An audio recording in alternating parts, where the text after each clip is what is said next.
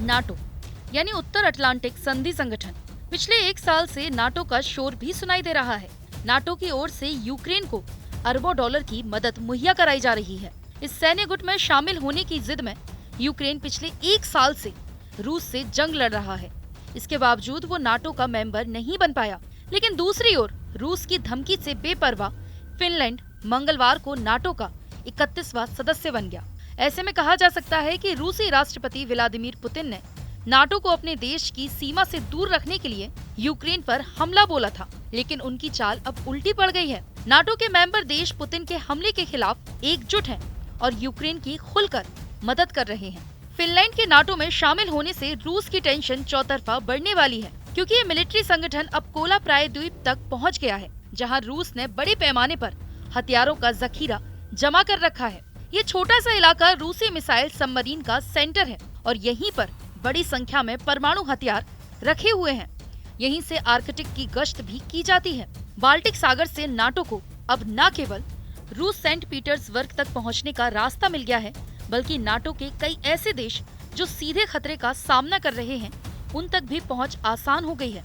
अभी तक नाटो देश रूस के कालिनग्राड और बेलारूस के बीच एक छोटे से समुद्री एरिया से होकर जाते हैं। फिनलैंड और स्वीडन के शामिल होने से आर्कटिक तक नाटो की पकड़ मजबूत हो जाएगी, जो तेल और गैस से भरा हुआ है। आपको बता दें कि फिनलैंड और स्वीडन दोनों ही दशकों से सैन्य रूप से गुट निरपेक्ष देश थे, लेकिन यूक्रेन पर रूस के हमले के बाद उन्होंने नाटो में शामिल होने का ऐलान किया था। फिनलैंड ने नाटो में शामिल होने की प्रक्रिया एक साल के अंदर ही पूरी कर ली गई है, जो कि हाल के इतिहास में सबसे कम समय में सबसे तेज मेंबरशिप प्रोसेसिंग मानी जा रही है। ऐसे में सवाल उठता है कि आखिर नाटो के लिए फिनलैंड इतना अहम क्यों है। डिफेंस एक्सपर्ट का कहना है कि फिनलैंड में शामिल होने से नाटो देशों की ताकत जमीन, समुद्र और हवा में काफी बढ़ जाएगी।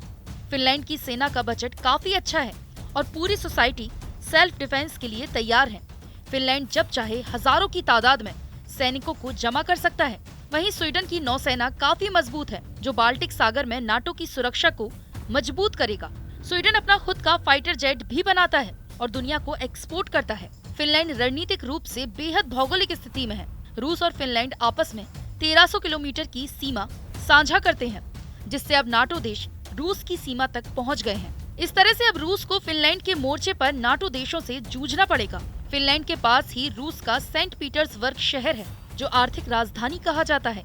इसी शहर में रूस के ज्यादा अरबपति रहते हैं। साल 1949 में नाटो का गठन सोवियत संघ को टक्कर देने के लिए किया गया था, लेकिन अब यूक्रेन युद्ध के बाद ये सैन्य संगठन रूस से निपटने की तैयारी में जुट गया है। नाटो के महासचिव जेन स्टोल्टेनबर्ग फिनलैंड के नाटो में शामिल होने का औपचारिक ऐलान किया है। इससे पहले तुर्की के विरोध की वजह से फिनलैंड की दावेदारी रुकी हुई थी। इधर फिनलैंड के नाटो में शामिल होने को लेकर रूस ने कड़ा ऐतराज जताया है। क्रेमलिन ने फिनलैंड नाटो की सदस्यता को लेकर जवाबी कार्रवाई की चेतावनी दी है। क्रेमलिन के प्रवक्ता दिमित्री पेस्कोव ने कहा है कि नाटो के विस्तार को लेकर मॉस्को ने लंबे समय से आलोचना की है। उन्होंने कहा, फिनलैंड के इस कदम से हमारी सुरक्षा और राष्ट्रीय हितों पर आक्रमण है। हम फिनलैंड में किसी भी नाटो सैन्य तैनाती को बारीकी से देखेंगे। हम अपने पश्चिम और उत्तर पश्चिम सीमा पर तैनात सैनिकों को मजबूत करेंगे।